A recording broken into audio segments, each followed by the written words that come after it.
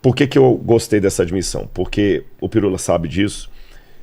Existem alguns que até nem gostam da frase "eu não acredito em Deus". Porque ele fala, não é que eu não acredito, eu sei. Crer ou não crer, isso é coisa de religioso. Não existe no meu vocabulário a ideia de crer ou não crer em alguma coisa. Tem uns que vão para essa radicalidade.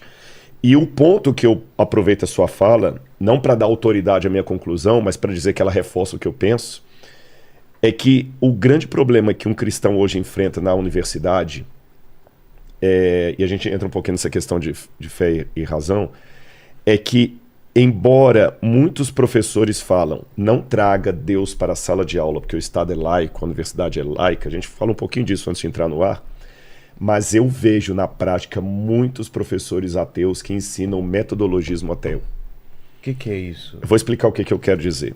Tudo bem, eu estou na aula de biologia, eu não vou falar de Deus, não vou trazer religião para a aula, mas o modo como o acadêmico coloca é para falar do não Deus. Eu acho que se Deus não deveria entrar naquela pauta ali, porque ele está fora da biologia, eu dei a biologia aqui, mas o exemplo pode ser de qualquer outra área. Ele não entra nem para afirmar, nem para desafirmar. Mas há muitos que eles doutrinam. Talvez o Pirula vai discordar de mim, vai parecer uma visão assim, caricatural, mas eu tenho muitos jovens que chegam com angústia, porque em sala de aula há muitos depoimentos. Eu não tenho isso randomizado, não tenho isso, mas são muitos depoimentos de jovens que, principalmente em universidades públicas, são doutrinados a não serem religiosos. É diferente do testemunho que ele deu aqui. Entendi. Você entendeu? Ele falou assim, eu sou um youtuber, mas eu quero deixar bem claro. Eu vou repetir o que ele falou, e se eu distorcer, você me corrige. Eu tenho meu canal do YouTube por 2 motivos. Não, sim. Eu falo de ateísmo por causa disso. Perdão, tem outras coisas. Eu tenho ateísmo como uma das temáticas do meu canal. O cara se sentir... Até um pouquinho antes de entrar no ar, ele até falou de um pouco histórico, até no início nem era bem isso, né? Ele quer mais divulgação científica. Sim. O principal veio a divulgação científica, mas eu tenho dois pilares aqui. Eu fico pensando naquele jovem que é ateu e tá angustiado lá, sem saber tudo mais. Então eu quero mostrar para ele que ele não está sozinho. Eu quero dar um conforto pro jovem ateu e ver o ateísmo dele em paz. Ou velho ateu também, tem uns, mas tem os velho ateu também. Exatamente, né? A pessoa E o segunda razão, você apresentou um segundo agora. É mostrar que o ateísmo não é de pessoas do mal, ateu não come criancinha com um garfo e faca. Não, eu uso uma colher, que é muito melhor. Óbvio. Mas eu digo para você que esta realidade que você está apresentando não é a que muitos jovens cristãos, por isso que eu aproveito as redes sociais, eu falei isso com o Sacani, falo aqui, para fazer o seguinte, se não é para levar Deus em sala de aula, não é para levar nem Deus, nem o ateísmo. Mas muitos professores ateus, não estou falando todos, na USP eu fui muito bem respeitado, eu estudei com muitos colegas ateus, que eu fui respeitado de uma maneira tão grande na USP que eu não tive trauma no MAI. MAI é Museu de Arqueologia e Tecnologia. Conheço. Não tive trauma. Fui muito respeitado. E ele sabia que eu era religioso, pastor e tudo mais. Fiz a minha tese lá. Nossa, foi muito bom. Professor Elaine Irata, que agora aposentou, brilhante, a Mabel, todo mundo ali. Fabiola.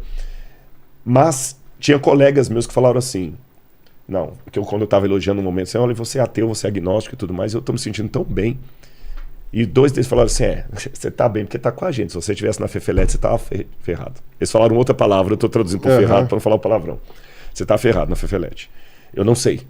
Mas eu tenho estatísticas agora randomizadas que 70% a 80% de jovens religiosos que vão para a universidade perdem completamente a fé.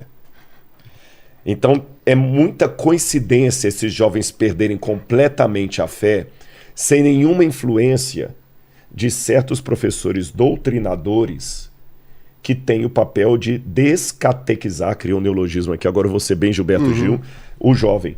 E tudo bem, eu vou até falar uma coisa radical aqui, que eu acho que você nunca esperaria ouvir isso de mim. Se eu fosse ateu, eu ia te detonar. Vou te falar por quê. Porque a Bíblia, para mim, eu vou ter uma frase conhecida, a Bíblia, Bernard Shaw que falou isso. A Bíblia é o livro mais perigoso, Bernard Shaw falou. O livro mais perigoso do mundo. Tranque-o e jogue a chave fora e mantenha-o longe do alcance das suas crianças.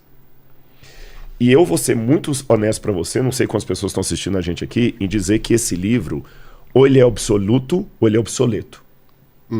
Se o que esse livro traz for verdade, é a maior verdade de todos os tempos. Não estou entrando na questão de criação. A verdade. Se ele traz uma mensagem de verdade, é a maior verdade de todos os tempos. Ele tem que ser divulgado, tem que ser falado, tem que ser pregado, você tem que dar a vida por ele. Se esse livro for mentiroso, ele é o livro mais desgraçado de todos os tempos. Porque quanta mentira está sendo alicerçada nele, quanta estupidez está sendo feita em nome dele, esse livro tem que ser erradicado. Não tem como ter a Bíblia... Eu vou só estou colocando um contraponto, eu te deixo falar. Eu não consigo, eu mesmo crente da Bíblia, eu não consigo colocar a Bíblia na prateleira da neutralidade.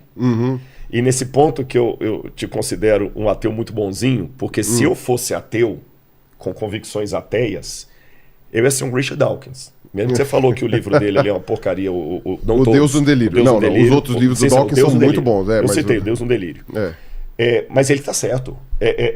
Tem um que é mais... O Sam Harris, que é mais agressivo do que ele. O Sam Harris é mais agressivo. Mais agressivo do que ele. Esses caras que estão certos, porque esse aqui é a maior mentira.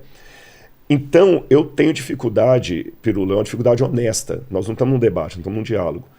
De lidar com dois tipos de pensamento. Letra A. O crente que quer relativizar a Bíblia, fala assim, eu acredito numa parte dela, não acredito noutra. O que é conveniente, eu acredito. O que não é conveniente, não acredito. Então, ele coloca Deus como uma coisa secundária. Deus é quase como um time de futebol. Não interessa você saber qual time que eu torço, que não vai fazer diferença nenhuma na sua vida. Então eu falo, não falo. Se o ambiente for de futebol, eu menciono meu time. Se não for, não menciono. É uma coisa secundária. Como? Jesus foi absoluto. Jesus não abriu... Estou falando crente cristão, eu estou setorizando agora. Tá setorizando. Jesus não falou, eu sou um caminho, uma verdade, uma vida. Em grego ele fala, ego eimi, herodos, realetheia, retzoe. Eu sou o caminho, a verdade, a vida. Ninguém vem ao Pai senão por mim. Eu sou filho de Deus. Jesus foi o único homem que declarou ser Deus. Ou ele era lunático, ou ele era mentiroso, ou ele era Deus. Ou ele era mentiroso, ou ele era lunático, ou ele era Deus. Ele fez declarações muito fora da curva, muito politicamente incorretas para aquele tempo e para hoje. Eu vou te falar uma coisa. Ou ele usou umas metáforas que ninguém entendeu direito também, pode ser, mas... que também é uma coisa muito subjetiva. Que poderia ser um parte do lunático, mas não iria pro lunático. Ou então ele era mais inteligente do que a gente imaginava e usou de um viajante do tempo. Que o pessoal falou, cara, ele disse que é Deus. Não sei. Pois é, e seria o pior professor de todos os tempos. Poderia ser, isso. Ele ensinou uma coisa... E todo mundo entendeu outra. Não quero tangenciar, nem criar polêmica não, mas já que o pessoal quer um pouquinho de treta, eu vou colocar aqui. É igual o Marx, Karl Marx. Foi tão brilhante, mas o pior professor, porque tudo que dá errado de comunismo no mundo não é Marx, ninguém entendeu Marx. Eu não li e não vou me posicionar. Mas eu tô provocando, você entendeu? Não, quando você fala, mas isso aqui, não, isso aí não entendeu Marx. Marx está se virando no túmulo. Então Marx foi um péssimo comunicador. Então Jesus foi um péssimo comunicador, porque nem Paulo entendeu, nem os apóstolos, nem ninguém conviveu com ele. Então Jesus, ele é muito audacioso, não dá para eu colocá-lo na prateleira do lado de Buda, de taoísmo, nem Lao Tse, nenhum desses foram tão radicais na afirmação. Jesus foi. Então não tem como eu ser bonzinho com ele. Ou eu vou aderir a ele, ou eu vou condenar esse cara e tudo que ele falou. Então por isso que eu Rodrigo, se fosse ateu, eu seria ateu Sam Harris. Entendi. Por outro lado... Bom, acabei misturando os dois aqui. Então aquele cristão que fala assim, não, com isso aqui eu fico, com aquilo ali eu não fico.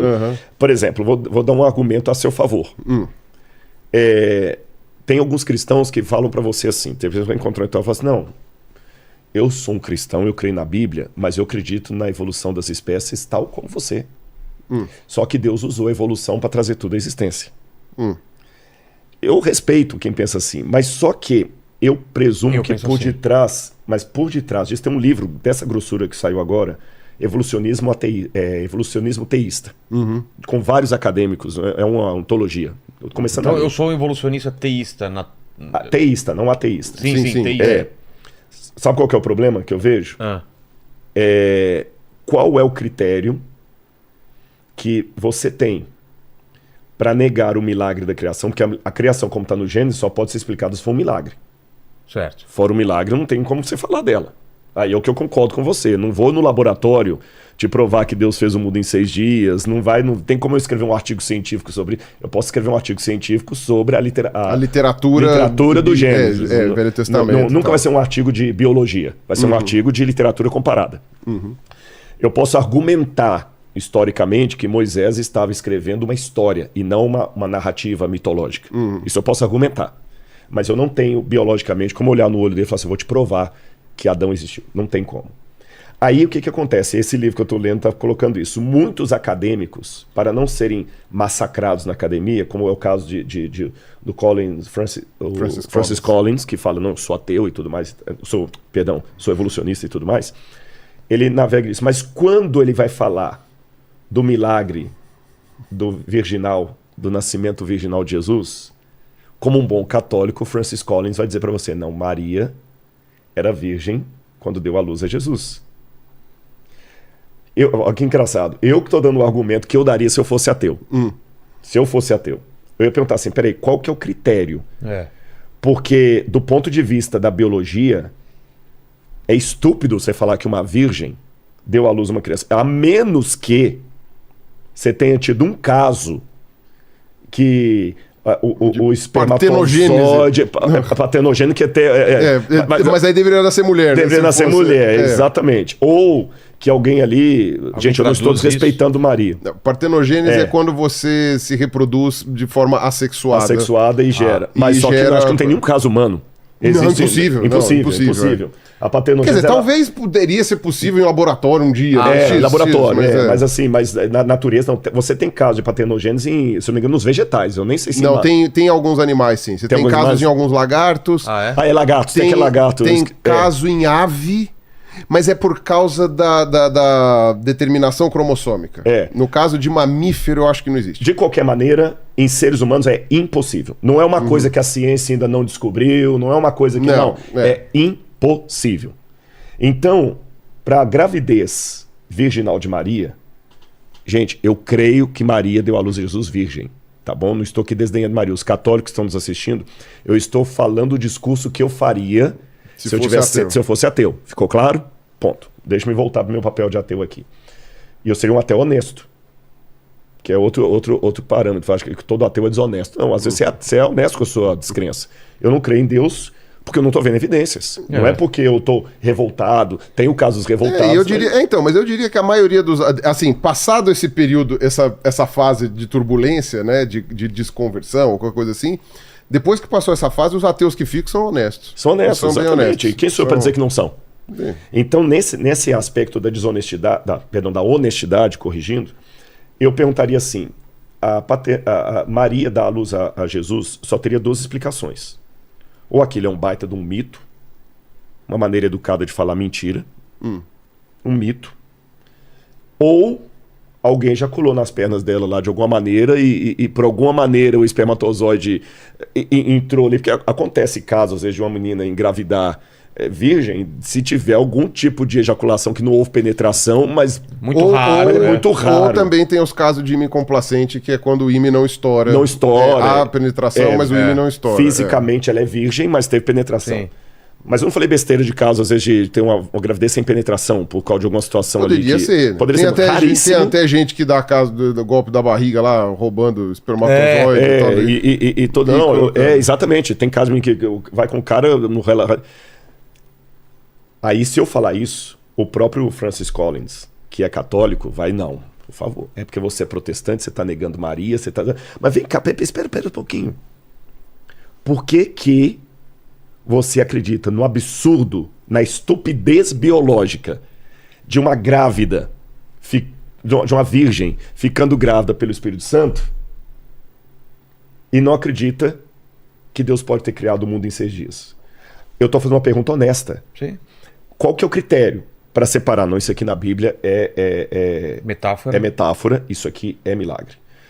Vou mais. Jesus ressuscitou depois de 3 dias morto. Eu ia falar isso daí também. Vou piorar, vou entrar na área do sacane agora, que não é bem a nossa. subiu para o céu num corpo físico sem foguete, sem roupa de proteção, só na atmosfera, só quando passasse ele explodir. E entendamos o que é céu. Porque ele foi para onde? Para onde? Para onde? Foi para o céu e... Para onde? E para onde? Não, e outra. Só de sair da atmosfera, ele já estouraria o corpo dele. Já morreu. Já morreu. Faz o Elon. Você tá entendendo? Faz o Elon. Agora, eu pergunto, qual é o critério para considerar isso aqui histórico, ressurreição, ascensão, virgindade? Mas não, aí vai. Eu estou falando que eu vejo isso na academia teológica, principalmente quando você vai para a Alemanha, para a Europa. Um monte de teólogos só falando dos mitos. Bultmann é um caso disso aí, Wellhausen, vários da Alemanha lá. Bultmann, o Paquito já pensou em outra coisa. Não é aquilo não. Tem outra referência. Eu falei Bultmann, com L de todo tamanho ali, alemão. Aliás, o Paquito quer ir ao banheiro, você quer ir ao banheiro, né? Bultmann. Eu vou controlar a câmera enquanto você vai. Mas pode falar aqui? Não tem. É o Bultmann. Bultmann, Rudolf. E qual que é o critério para dizer que... Aí eles falam muito assim, o mito da abertura do Mar Vermelho. Então eu vejo, Pirula, que existe do lado... Estou fazendo uma autocrítica da teologia, uma teologia... Eles não gostam de teologia liberal, eles não gostam desse nome. Teologia progressista, alguma coisa assim, que ele quer literalmente acender uma vela para Deus ou para o capeta, usando no sentido metafórico. Sim. Porque ele não quer ser execrado por alguém como você. Que é fácil execrar. O cara mais conservador é mais fácil bater nele, né? Mas ele também não quer deixar a fé dele. Então ele fica gravitando entre dois mundos. Um pé em cada barco. Um pé em cada barco. E do lado do ateísmo, eu penso isso. Esse livro, se ele... Não dá para eu pegar só uma partezinha dele é lógico que pode entrar em outras questões aqui. O fato de serem 75 livros e não um só. No sentido exatamente. São 75? No cânon católico, sim. No cânon protestante, 66. 76. Eu tenho respostas intelectuais para muitas dessas questões. Por que 75? Mas o ponto é... Eu não conheço um especialista de Shakespeare que daria a sua vida por sua interpretação do Hamlet. Não, Mas tem John Huss que deu sua vida pela Bíblia. Se você for procurar, sempre tem doido pra tudo. Alguém vai morrer por Shakespeare, pode ser. Mas olha interessante como você colocou. Provável. Se você for procurar, tem doido pra tudo. Talvez uns 2 ou 3. Só que com relação à Bíblia... Pro cristianismo milhares de pessoas entregaram a vida. Foi uma coisa. Milhares. Esse livro tá aqui a custo de muito sangue derramado. Então eu vejo assim... Tem alguma coisa nesse livro que é muito forte. Então não dá para eu aceitá-lo pela metade, do lado dos crentes, ou considerá-lo inofensivo do lado do ateísmo.